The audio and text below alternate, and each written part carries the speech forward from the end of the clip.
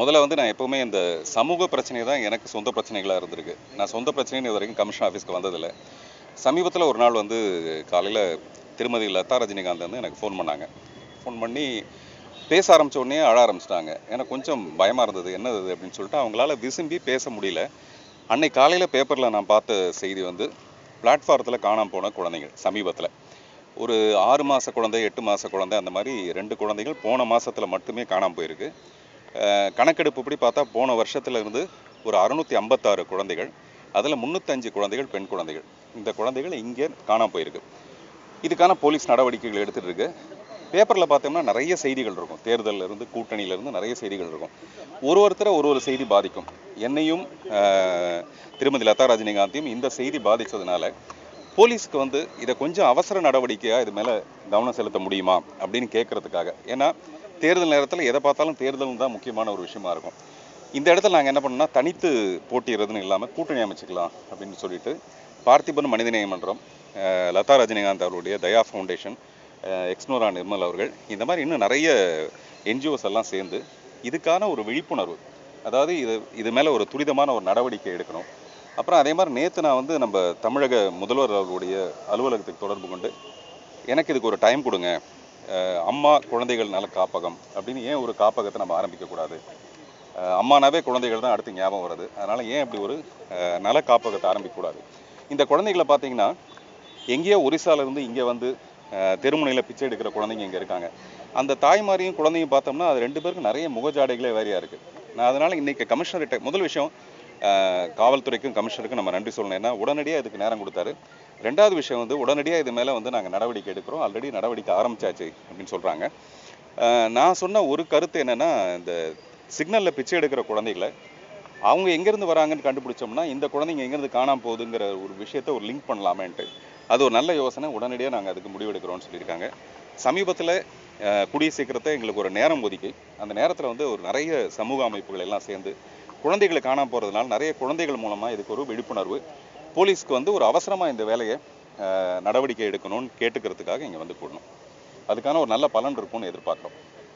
இது சம்மந்தமாக ஏதாவது குறும்படங்களோ இல்லை பாடல் மாதிரி ஏதாவது காட்சி அமைச்சு வெளியிட ஏதாவது இருக்கீங்களா? இல்லை, இப்போ நம்ம உடனடியாக திருமதி லதா ரஜினிகாந்த் என்ன சொன்னாங்கன்னா, இந்த காணாமல் போன இந்த குழந்தைங்க, அது 8 மாதம் 6 மாத குழந்தைங்க இன்னும் தாய்ப்பாலை கூட நிறுத்திருக்க மாட்டாங்க. அவங்க எங்கேயோ ஏதோ ஒரு இடத்துலேருந்து கதறிட்டு இருக்கா, அந்த கதறல் நமக்கு கேட்குமா? கேட்டோம்னா நம்ம இவ்வளோ தூரம் சைலண்ட்டாக இருக்க முடியுமா? இப்படி நம்ம ஒரு குழந்தைகள் இன்னும் சொல்லப்போனால் அந்த பிளாட்ஃபாரத்தில் படுத்து வரவங்களோட பிரச்சனை என்னென்னா, குழந்தை காணாமல் போனால் 4 நாள் உட்காந்து அழ முடியாது. அடுத்த நாள் அவங்க வேலைக்கு போனால் தான் அவங்களுக்கு வந்து வயிறு ரொம்ப. ஸோ இந்த பிரச்சனையை அவங்க அவசரமாக விட்டுட்டு போக வேண்டியதாக இருக்கும், இந்த துக்கத்தை கூட. ஆனால் நம்ம இதை விடக்கூடாதுங்கிறதுக்காக நடவடிக்கை எடுக்க சொல்லி நாங்கள் கேட்டிருக்கோம். இந்த விஷயத்தில் நிறைய கேப் இருக்குது, இன்ஃபர்மேஷன் கேப் நிறைய இருக்குது. அதாவது என்ஜிஓஸ்க்கு இதை பார்க்க வேண்டிய சிடபிள்யூசின்னு சொல்லுவாங்க, சைல்டு வெல்ஃபேர் கமிட்டி, அப்புறம் வந்து போலீஸு, இந்த மாதிரி நிறைய பிரச்சனைகள் இருக்குது. அதெல்லாம் எப்படி நீங்கள் ப்ராக்டிக்கலாக எப்படி பண்ண போகிறீங்க? வெறும் போலீஸ் அப்ரோச் பண்ண மட்டும் தீர்ந்து போகிறது இல்லையா? இல்லைங்க, நம்ம எப்போவுமே இப்போ சமீபத்தில் கமிஷனர் ரொம்ப பாராட்டினார். இந்த ஃப்ளட் ரிலீஃப் டைமில் நான் பண்ண வேலைகளுக்கு பின்னாடி நான் எந்த ஏரியாவுக்கு போனாலும் அந்த ஏரியாவில் இருக்க போலீஸ் ஸ்டேஷனுக்கு வந்து நான் தகவல் கொடுத்துட்டு போவேன். அதுக்காகவே என்னை கூப்பிட்டு அவர் பாராட்டினார். திடீர்னு ஒரு மாதம் அந்த இடத்துல க்ரியேட் பண்ணி அதனால் போலீஸ்க்கு ஒரு பிரச்சனையை உண்டாக்குற மாதிரி இல்லாமல் நான் எங்கே போனாலும் சொல்லிட்டு போவேன். அந்த மாதிரி இப்போ நாங்கள் இந்த மாதிரி ஒரு விஷயம் செய்கிறதுக்கு முறையாக அவங்கக்கிட்ட ஒரு அனுமதி வாங்கணும். அப்புறம் உதவும் உள்ளங்கன்னு சொல்லிட்டு வேலூரில் ஒரு அமைப்பு இருக்குது. இந்த மாதிரி நிறைய அமைப்புகளோட பேசி ஏற்கனவே இது சம்மந்தமாக ரிசர்ச் பண்ணவங்க இருக்காங்க. இன்றைக்கி நம்ம ரொம்ப எமோஷனலாக நான் ஃபீல் பண்ணுறேன். இதுக்கு முன்னாடி 10 வருஷத்துக்கு முன்னாடி ஃபீல் பண்ணவங்க நிறைய பேர் இருப்பாங்க. அவங்க என்ன கண்டுபிடிச்சிருக்காங்க, ஏன் இன்னும் போலீஸால் கண்டுபிடிக்க முடியாத அளவுக்கு அவங்க என்ன அப்படி ஒரு சினிமா திரையர்கள் அப்படிலாம் எனக்கு தெரியல. நேற்று கூட ஐ இன் த ஸ்கைன்னு ஒரு ஆங்கில படம் பார்த்தேன். அந்த படத்தில் பார்த்தீங்கன்னா ஒரு மிலிட்ரி ஒரு நாட்டு மேலே அந்த ஏவுகணை விடுறதுக்கு முன்னாடி ஒரே ஒரு குழந்தையோட உயிர் போடக்கூடாதுன்றதுக்காக பிளாட்ஃபாரத்தில் இருக்கிற ஒரு குழந்தை, பண்ணு விற்கிற ஒரு குழந்தையோட உயிர் போகக்கூடாதுன்னு போராடுறது தான் அந்த படம். எதுக்கு சொல்லனா, ஒரு உயிருங்கிறது ரொம்ப முக்கியமான ஒரு விஷயம். ஸோ அதனால் இந்த காணாமல் போன உயிர்களை உடனடியாக கண்டுபிடிக்கிறதுக்கான ஏற்பாடுகள் செய்யணுங்கிறது எங்களுடைய வேண்டுகோள். குறிப்பாக இது போன வாரத்தில் இல்லை, அது வந்து இப்போ அவங்ககிட்ட நம்ம ஒரு மனு கொடுக்கணும்னா அதில் என்னவா இருக்கலாம். இப்போ தாய்மார்கள் வந்து எங்கே பால் கொடுக்கணுங்கிறது கூட ஏர்போர்ட்லேயோ இல்லாட்டி ரயில்வே ஸ்டேஷன்லேயோ பார்த்தா அதுக்காக ஒரு இடம் ஒதுக்குறோம். குழந்தைங்க நல காப்பங்கன்னா இந்த குழந்தைகள் காணாமல் போகிறது காக்கிறதும் ஒரு நலம் தானே, அவங்களுடைய காப்பகம் தானே அது. ஸோ அதனால் அப்படி ஒரு அமைப்பை ஏன் ஏற்படுத்தக்கூடாது? நான் எப்போவுமே ஒரு விஷயத்தை பாசிட்டிவாக தான் அணுகுவேன். அரசாங்கத்துக்கிட்ட இல்லை நான் நேரம் மட்டும்தான் கேட்டிருக்கேன். அது இன்னும் நேரம் ஒதுக்கலை. ஏன்னா அவங்க நல்லா தெரியும் இந்த எலெக்ஷன் டைமில் அவங்களுக்கு இருக்க பிஸின்னு தெரியும். அவங்க நேரம் ஒதுக்கலைனா கூட நான் ஒரு மனு மட்டும் எழுதி கொண்டு போய் நான் கொடுக்குறதா முடிவு பண்ணியிருக்கேன்.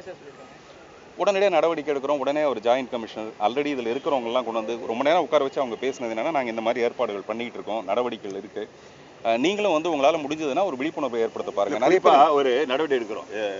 பார்ட்டியின் தலைமையில் வால்டாக்ஸ் ரோட்டில் பார்த்தீங்கன்னா அங்கே தான் நிறைய குழந்தைகள் பிளாட்ஃபார்ம்லேயே இருக்காங்க. இப்போ வசதியான குழந்தைங்களுக்கெல்லாம் கவலை இல்லை.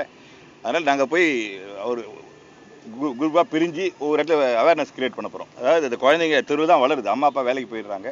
அந்த குழந்தை எப்படி மினிமம் பாதுகாப்போடு அவங்க கடத்தல் இல்லை, அதுக்காக ஒரு விழிப்புணர்வு ஏற்படுத்துங்கன்னு கமிஷனர் எங்ககிட்ட கேட்டார். உங்களுக்கு இருக்க ஆர்வத்தோட நீங்கள் ஏன் வந்து அந்த மாதிரி பிளாட்ஃபாரத்தில் போய், நான் சொன்னால் அதுக்கான ஏற்பாடுகள் நாங்கள் பண்ணுறோன்னு சொல்லியிருக்கோம். பிளாட்ஃபாரத்தில் படுத்துறங்கிறது அவங்களுடைய சூழ்நிலை.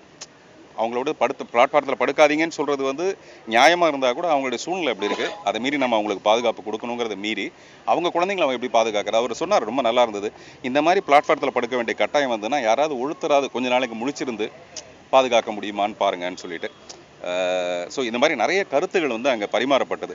இப்படி நாங்கள் வரலன்னா இந்த கருத்துகள் பரிமாறப்பட்டிருக்காது. ஒரு 10-11 அந்த செய்தி இருந்திருக்கும் பேப்பரில். ஸோ அதுதான் நாங்கள் பண்ண நினைச்ச விஷயம், அது நடந்திருக்கு. சார், இப்போதைக்கு தேர்தல் நெருங்கின நிலையில் வந்து நாங்கள் இப்போத்தி இருக்க முதல்வரை பார்க்கணும் சார். தேர்தல் முடிஞ்ச பிறகு யார் ஆட்சிக்கு வருவான்னு தெரியாது. திமுக தலைவரையோ யாரையோ சந்திச்சு யார் வராங்களோ அப்போ கொடுக்குற மாதிரி இருக்கீங்களா, இல்லை இப்போ எல்லாரையும் போய் பார்க்கறது கிடையாது? முதல்ல இப்போ நடக்கிற விஷயத்தை மட்டும்தான் நம்ம இப்போ பார்க்கணும். இப்போ யார்கிட்ட இந்த மனுவை கொடுக்கணும், இப்போ யார்கிட்ட கொடுக்கணுங்கிறது மட்டும்தான் விஷயமே தவிர, இது நாளைக்கு இது நடக்கக்கூடாதுங்கிறதுக்கு தான் நம்ம இப்போ உடனே ஓடி வரோம். சார், இப்போ இந்த காப்பகம் வந்து ஏற்கனவே நிறையா இருக்குது, தனியார் அமைப்போடு நடத்துகிறாங்க, அரசாங்கம் அப்படின்னா இருந்து தொடர்ந்து நடந்துட்டு தான் இருக்குது. அப்படிங்கிறப்போ புதுசாக அம்மா நல காப்பகம்னு ஒன்று ஏற்படுத்துறதுனால மட்டும் இதை தடுக்க முடியும். ஏற்கனவே நிறைய காப்பகங்கள் இருக்குது, ஏற்கனவே நிறைய போலீஸ் ஸ்டேஷனும் இருக்குது. ஆனால் திருட்டு நடந்துகிட்டே இருக்குது இல்லையா? அப்போ நம்ம என்ன பண்ணோம், இதை இன்னும் கொஞ்சம் ஸ்ட்ராங் ஆக்கணுங்கிறது தானே நம்மளுடைய விஷயமா இருக்கும். அதனால் அவங்களுடைய கவனத்துக்கு போய் ஒருவேளை நான் அவங்களுக்கு மனு கொடுக்குற இந்த ஃபோட்டோ பேப்பரில் வரும்போது இதுக்கு இன்னும் கொஞ்சம் இம்பார்ட்டன்ஸ் வரலாம் இல்லையா? அவ்வளோதான் நம்மளுடைய விஷயம் பூரா இதுக்கு ஒரு இம்பார்ட்டன்ஸ். ஆனால் வந்து இங்கே கவர்மெண்ட் செய்ய வேண்டிய விஷயங்களே லேக்காக இருக்கிறதால தான் இந்த மாதிரி நீங்கள் சொல்ல வேண்டிய புகாருக்கே வந்திருக்கீங்க. இயங்க வேண்டிய மனித உரிமைகள் இல்லை குழந்தைகள் உரிமை பேச வேண்டியது எதுவுமே இயங்கவே இல்லையே. இங்கே சிறார் நீதிமன்றங்களே இல்லை ஜூனியர் ஆக்டெல்லாம் தூக்கி போடப்பட்டிருக்கு. அதை பற்றி சொல்லுங்கள். அதான் சொல்கிறேங்க, இதெல்லாம் ஏற்படுத்தணும்னா முதல்ல இந்த மாதிரி யாராவது முன் வரணும் இல்லைங்களா? இனிஷியேட் பண்ணணும். அதை தான் நான் வந்து இனிஷியேட் பண்ணலாம். திருமதி லதா ரஜினிகாந்த் வந்து அவங்களுக்குன்னு ஒரு பெரிய ரஜினிகாந்துக்குன்னு இருக்கிற நிறைய ஃபேன்ஸ் இருக்காங்க. அதுக்கு பின்னாடி இவங்களுமா விழிப்புணர்வு ஏற்படுத்தி நாங்கள் கேட்டது அதான், போலீஸ்க்கு ஏதாவது ஒரு வகையில் நாங்கள் சப்போர்ட் பண்ண முடியுமா? நான் வந்து 2 நாளைக்கு முன்னாடி நைட்டு ஒரு 4 மணிக்கு போய் எந்த இடத்துல இந்த குழந்தை காணமோ அங்கே போய் நான் ஒரு ஆட்டோவில் போய் பார்த்துட்டு வந்தேன். அது என்னுடைய வேலை கிடையாது, பட் இருந்தாலும் நான் போய் பார்த்துட்டு வந்தேன் ஒரு சமூக அக்கறையோட. இப்போ இவ்வளோ மீடியாஸ் வந்து இதை கவர் பண்ணும்போது நிச்சயமாக இதுக்கு 1% ஒரு பலன் இருக்கும் இல்லையா? அந்த பலனை ஏற்படுத்தணுங்கிறது தான் எங்களுடைய அபிப்பிராயம்.